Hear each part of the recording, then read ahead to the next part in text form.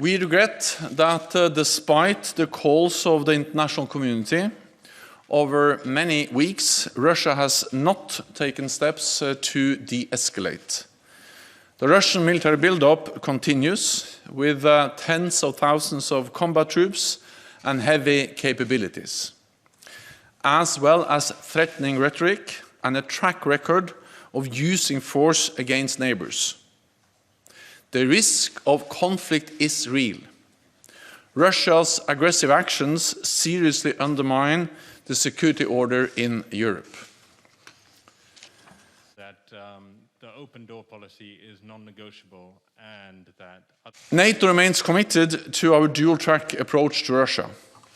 Strong deterrence and defense combined with meaningful dialogue. It is a positive signal that Russia is now prepared to come to the table and talk. Because when tensions are high, dialogue is even more important. On Wednesday, allies will meet with Russia in the NATO-Russia Council. The meeting will focus on the situation in and around Ukraine and the implications for European security. About the Russian forces on the borders of Ukraine. NATO will engage in dialogue with Russia in good faith and on substance. But we must also be prepared for the possibility that diplomacy will fail. So today, ministers stressed that any further aggression against Ukraine would have significant consequences and carry a heavy price for Russia. Allies continue to stand with Ukraine.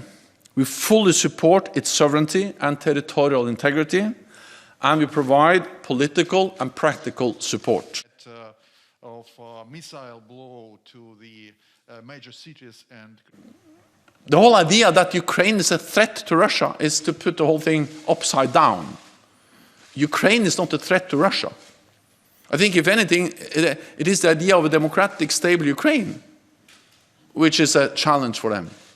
What is NATO's reaction to the Kazakhstan crisis, and what do you think? NATO allies and NATO are following the situation in Kazakhstan very closely. We are concerned, we regret the loss of lives, and of course it is important that violence ends and that human rights are respected, including the right of peaceful demonstration and freedom of expression.